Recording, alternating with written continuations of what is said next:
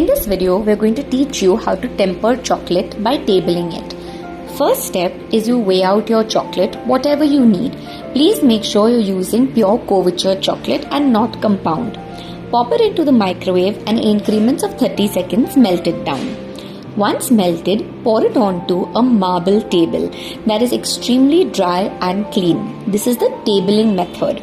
With the help of your tools, like we're doing in this video, you're going to keep spreading the chocolate until it cools down.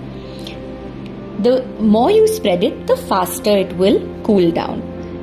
With the help of an infrared thermometer, we're going to check the temperature. Currently, this is at 33.4 degrees Celsius. To temper dark chocolate, we want the range to be between 30 and 32 degrees Celsius. So we keep doing the process over and over again until we reach the temperature. 31.3 is perfect in the range of the two. I'm going to put it back into my bowl now and then add it onto my OHP sheet because I want this to wrap around my cake. So I pour this on my OHP sheet, spread it out nice and even, really thin, so that it can be beautifully thin around my cake. Once I've spread the whole thing out, then I'm going to lift it very gently and very carefully.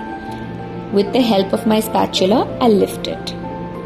Then I'm going to place it around my cake that is already ready for the decoration.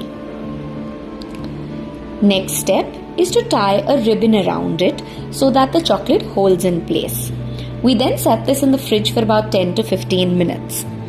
Take off the ribbon and peel off the sheet. Just as simple as that. And your tempered chocolate is ready.